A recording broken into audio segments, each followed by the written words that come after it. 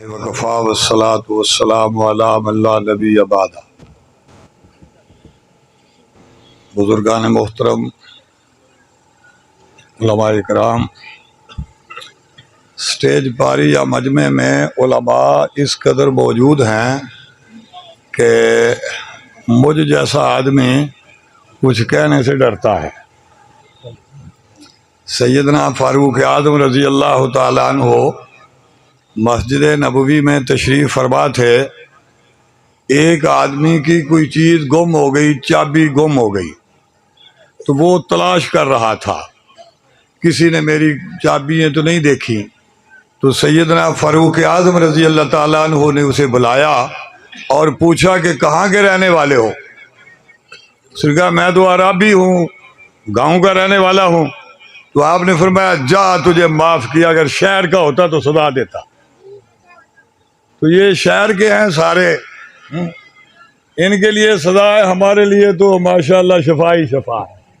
مطلب یہ ہے کہ یہ صاحب علم ہوتے ہیں، دیہاتوں کے لوگ جو ہیں وہ ایسے ہی ہوتے ہیں۔ ہم یہاں جمع ہوئے ہیں ایک مدرسے کا سنگ بنیاد رکھنے کے لیے۔ میں نے 2-3 منٹ میں یہ بات عرض کرنی ہے کہ جو ہم کام کر رہے ہیں یہ کتنا بڑا ہے اور اس سے دنیا کو کیا خطرہ ہے، اور آج تک مدرسے کے جو فارغ لوگ ہیں انہوں نے ہمیں کیا دیا۔ پاکستان میں سیاستدانوں کی کمی نہیں ہے، لیکن ایک بات یاد رکھیے، یہ پاکستان صرف علماء کی محنت سے بنا ہے۔ اس میں دوسرے لوگوں نے حصہ ڈالا ہے، لیکن کردار ہمارے علماء کا ہے۔ ہر آدمی یہ چاہتا ہے کہ میرا نام لیا جائے۔ میں اکثر کہا کرتا ہوں، میاں اس سے پوچھو جسے تم بانی پاکستان کہتے ہو، جس آدمی کی خدمات کو وہ سراہے اسے تو تسلیم کر لو۔ پاکستان بننے کے بعد ایک سیاستدان ہونے کے ناطے چاہیے تو یہ تھا کہ قائد اعظم محمد علی جناح کسی چٹھے کو، کسی وٹو کو، کسی اور بلا کو وہ کہتے کہ تم پرچم لہراؤ، لیکن انہوں نے علامہ شبیر احمد عثمانی رحمہ اللہ سے یہ درخواست کی کہ آپ مغربی پاکستان میں سب سے پہلے پاکستان کا پرچم لہرائے۔ اور پھر تقاضا یہ تھا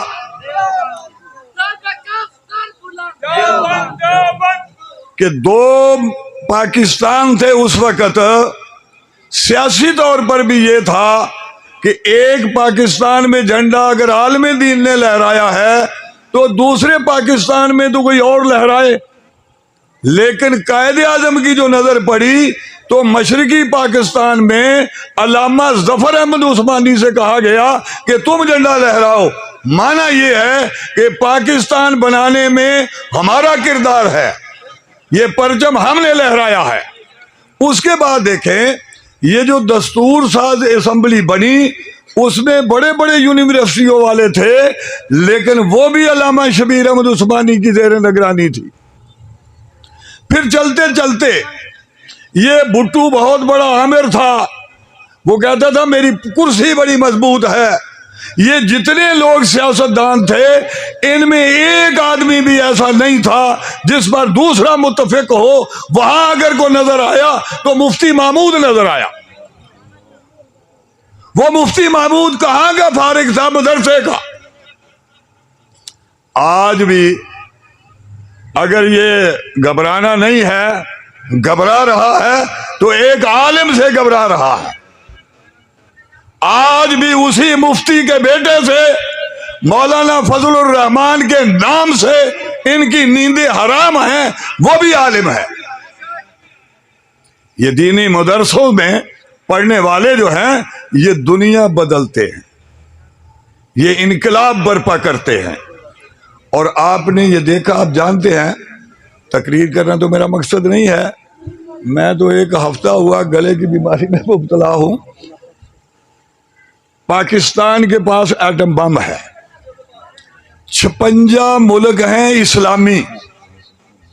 کیا 56 ملکوں میں وہ طاقت، وہ عظمت، وہ عزت ہے جو اللہ نے طالبان کو دی ہے؟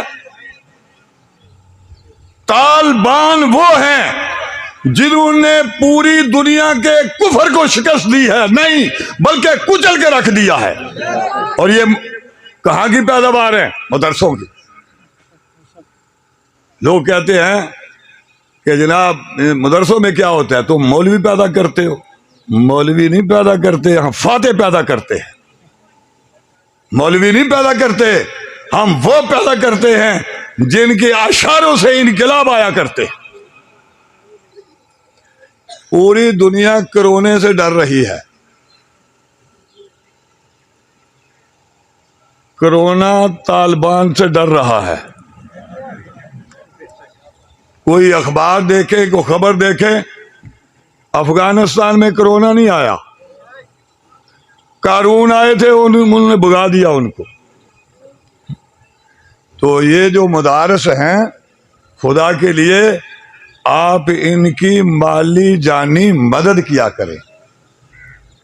یہ آپ کو نہیں پتا کہ یہ روکی سوکی کھا کر کیسے کیسے عظیم لوگ انہوں نے پیدا کیے. آپ کی یونیورسٹیوں میں آپ نے دیکھا کہ یہ ڈاکٹر ہیں، لاکھوں کماتے ہیں، لیکن اس کے باوجود یہ احتجاج کرتے ہیں، ہڑتال کرتے ہیں. اساتذہ احتجاج کرتے ہیں، پولیس احتجاج کرتی ہے. تمام محکمے اپنی مراد کو بڑھانے کے لیے احتجاج کرتے ہیں. مولوی نے کبھی احتجاج نہیں کیا. اذان ٹائم پہ ہوتی ہے اور آپ بڑے ماشاءاللہ، آپ نے تو سیدھا جنت میں جانا. ایک صاحب تھے مسجد کے صدر، انہوں نے مسجد کے امام صاحب سے کہا کہ حضرت میرے بچے کے لیے دعا کرے. تو امام صاحب نے دعا فرمائی، یا اللہ یہ صدر صاحب جتنی مجھے تنخواہ دیتے ہیں اتنی تنخواہ تو اس کے بچے کو دلا دے. ایسی سروس مل جائے اسے کہ یہ بچہ کم از کم اتنی تنخواہ تو پائے. اس نے کہا مولوی صاحب تم نے تو میری توہین کر دی. اس نے کہا وہ کیسے؟ کوئی اینی تنخواہ جو بھی گزارا ہوں. انہوں نے کہا ساڈا ہو رہا. کبھی آپ غور کریں کہ آپ علماء کو دیتے کیا ہے. ککڑ تسی لڑاندے ہو، کتے تسی لڑاندے ہو، بٹیرے تسی لڑاندے ہو، نہ ساڈا لاندے ہو مولوی لڑاندے. مولوی لڑاندے بھائی. جو مولویوں کے پاس نہیں آتے، یہ اب حکمران جو لڑتے ہیں، یہ روس اور یوکران کی جو لڑائی ہے وہ مولویوں نے لگوائی ہے. اس دنیا میں امن کا نشان مولوی ہے. یاد رکھیے، یہ جو سورج نکلتا ہے، ستارے چمکتے ہیں، سورج چمکتا ہے، چاند دمکتا ہے، یہ ان کی وجہ سے چمکتا ہے. جب ایک بھی آدمی محمد الرسول اللہ صلی اللہ علیہ وسلم کا کلمہ پڑھنے والا نہیں رہے گا، یہ کچھ بھی نہیں ہوگا. یہ زمین لپیٹ دی جائے گی. یہ اللہ کا شکر ہے. وہ بڑا خوش قسمت آدمی ہے جس نے زمین کا قطع دیا ہے.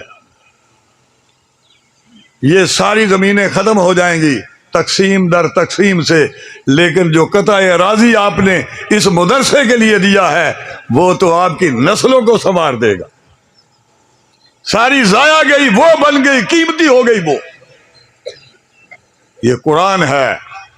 یہ غالب ہونے کے لیے آیا ہے، مغلوب ہونے کے لیے نہیں آیا. جب بچے صبح جاتے ہیں مدرسے میں، یہاں حافظ رضوان صاحب کے پاس پڑھنے کے لیے آتے ہیں، قاسم العلوم میں جاتے ہیں، دیگر مدرسوں میں جاتے ہیں آپ کے گھروں سے، کبھی آپ نے ان بچوں کی حالت دیکھی ہے؟ جو بچے اسکول جاتے ہیں، کالج جاتے ہیں، کبھی ان کو دیکھا ہے؟ جو بچہ مدرسے میں آتا ہے وہ اپنے قاعدے کو، اپنے پارے کو، اپنی کتاب کو سینے سے لگا کر لاتا ہے آگے، کیوں؟ ایسے اس نے لگایا۔ اور جو بچہ آپ کالج میں بھیجتے ہیں ان بستہ کتنے لایا ہوں ہاں؟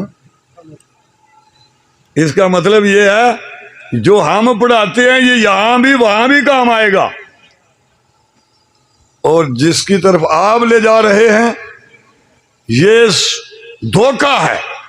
ذمہ داری سے کہتا ہوں، آپ نے جس کا نام علم رکھا ہے وہ علم ہے ہی نہیں۔ علم تو یا ابدان کا ہوتا ہے یا ادیان کا ہوتا ہے، یہ فن ہے ایک کہ آپ کا بچہ اگر پڑھ گیا، فن سیکھ گیا، کرسی پہ بیٹھ کے روزی کمائے گا۔ علم تو وہ ہے کہ آپ کو حال کے امر کا علم ہو جائے کہ اللہ کیا چاہتا ہے۔ آپ کا نکاح ہو، آپ ڈرتے ہیں کہ مولوی کہیں کلمہ نہ سن لے۔ آپ جنازہ پڑھنے جائیں، آپ کو جنازہ نہیں آتا، نکاح ہو کلمہ نہیں آتا، مسجد میں جائیں نماز نہیں آتی۔ یہ سارا نظام ہماری وجہ سے ہم وہ حسنات سکھاتے ہیں، تو یہ بڑی خوش قسمتی ہے۔ ہم نے تمہیں دنیا میں حکمرانی کے آداب سکھائے ہیں۔ میں یہ سمجھتا ہوں کہ وہ عظیم انسان جو مفسر بھی تھا، محدث بھی تھا، فقیہ بھی تھا، وہ مجاہد بھی تھا، مولانا محمد قاسم نانوتوی رحمہ اللہ، ان کا یہ ایک احسان ہے ہم پر، انہوں نے مدرسے کی بنیاد رکھی۔ اور ایک بات ذہن میں آ گئی، حضرت مولانا نانوتوی رحمہ اللہ نے لکھا اور ہم نے پاکستان میں اس کا تجربہ کیا، کہا جب تک اس مدرسے کو کسی مالدار کی امداد پر اعتماد نہ ہو جائے گا کہ وہ مال آ رہا ہے، یہ مدرسہ چلتا رہے گا۔ ہم یہ جو چندہ مانگتے ہیں نا، کسی سے روپیہ، کسی سے 2، کسی سے 5، خدا کی قسم اس سے مدرسے میں برکت آتی ہے، لاکھوں کروڑوں دینے والوں سے نہیں آتی۔ سندھ میں ایک مدرسہ بنایا گیا، اس مدرسے میں علامہ شبیر احمد عثمانی صاحب تھے، مولانا احتشام الحق تھانوی صاحب تھے، مولانا یوسف بنوری صاحب تھے، اور مولانا مفتی محمد شفیع صاحب، یہ سب تھے۔ مدرسہ نہیں چلا، اس کی بلڈنگ بھی بن گئی، 2-4 مربع زمین اس کے ساتھ سب کچھ تھا، اور یہ وہ لوگ ہیں جنہوں نے اپنے اپنے مدرسے بنائے اور چھا گئے۔ آپ تعاون کریں، یہ آپ کا تعاون ضائع نہیں جائے گا۔ یاد رکھیے، آپ ہر ایک کے ساتھ تعاون کرتے ہیں، اللہ کے قرآن کے ساتھ تعاون کر کے دیکھیں۔ اللہ نے ہماری عزت، ہماری آبرو قرآن میں رکھی، اور یاد رکھیے ہم کام نہ کریں گے اللہ کسی اور کو کھڑا کر دے گا۔ یہ دین مٹنے والا نہیں ہے، مغلوب ہونے والا نہیں ہے، یہ غالب ہوگا اللہ کے فضل سے۔ آپ اس میں حصہ ڈالیں گے، عزت پائیں گے، آپ کو احترام ملے گا۔ اور اگر آپ محروم رہیں گے، یاد رکھیے پیسہ تو کہیں نہ کہیں لگ ہی جائے گا۔ ویسے یہ ہماری قوم ہے، کیونکہ جیسے حکمران ہوتے ہیں عوام ویسی ہوتی ہے۔ وہ ایک آدمی کہتا ہے میں نے 3 دور دیکھے ہیں، میں نے عمر بن عبدالعزیز کا دور دیکھا ہے، لوگ باہر نکلتے تھے، باتیں کرتے تھے، بھائی تم نے رات کو نفل کتنے پڑھے، قرآن کتنا پڑھا، کیونکہ عمر بن عزیز ایسا تھا۔ پھر وہ سلیمان کا دور آیا، لوگ پوچھتے تھے اوے تیری لونڈی کی آواز بہت صحیح ہے، وہ اگر بازار میں جائے تو بڑی قیمت پڑے گی، لوگ گانے کے رسیا تھے۔ آج ہمارے اوپر کتوں والے سوار ہیں، ہم بھی جو ہے جانوروں سے محبت کرتے ہیں اللہ کے فضل سے۔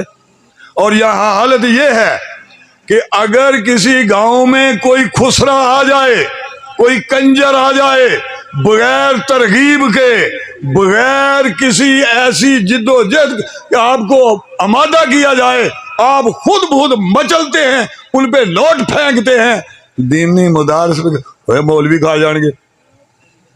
آپ نے دیا کیا ہے مولویوں کو جو کھا جائیں گے؟ ہر آدمی نے سوائے تنقید کے ہمیں دیا کیا ہے؟ جن لوگوں نے آج تک مولوی کو ووٹ نہیں دیا وہ کہتے ہیں مولوی فضل الرحمان نے کیتا کی ہے، وہ بھائی تھی انہیں چڑیاں کدو ہیں، تمہارا اس کے ساتھ تعلق کیا ہے؟ علماء کی مخالفت کرنے والوں کو امام احمد بن حنبل نے فرمایا کلمہ نصیب نہیں ہوتا، اور علماء کا میدان یہ ہے۔ قادیانی دندلاتے تھے، علماء اسمبلی میں گئے، ان کو کافر قرار دے دیا۔ یہ آپ کے اسلام کا دفاع کرتے ہیں، آپ کے عقائد کی اصلاح کرتے ہیں، یہ آپ کو وہ کچھ سکھاتے ہیں جو آپ کو نہیں آتا، لیکن وہ آپ کی ضرورت ہے، یاد رکھیے۔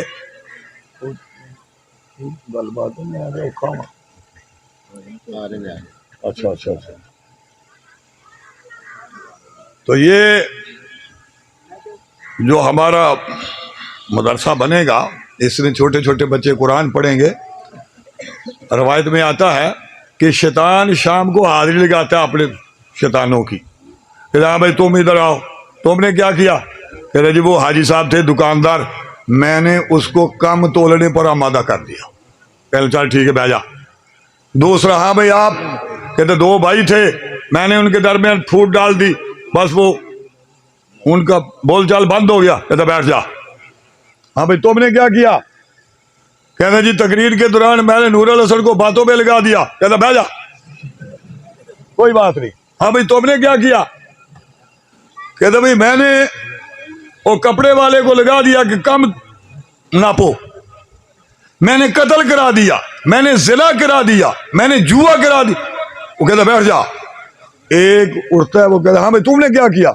کہتے جی صبح بچہ گھر سے نکلا مکتب کی طرف، اور ہوا یہ کہ میں نے اسے باتوں میں لگا دیا، وہ کھیل کود میں لگا دیا، اسے مکتب میں جانے نہیں دیا، تو شیطان اس کو تخت نیچے اترتا ہے، اس کو اپنے کندھے پہ بٹھاتا ہے اور ڈانس کرتا ہے۔ تو نے سب سے بڑا کام کیا۔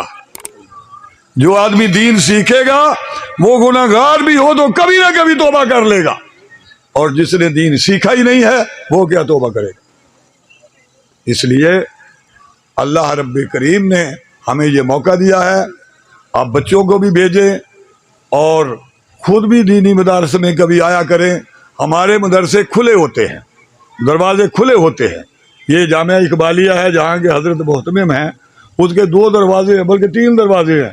کسی بھی دروازے سے اندر جاؤ، دیکھو اندر کیا ہو رہا ہے، آپ کو پتہ چلے گا کہ یہاں حدیث اور قرآن کے علاوہ کچھ نہیں ہوتا، یہاں کوئی ٹریننگ نہیں دی جاتی۔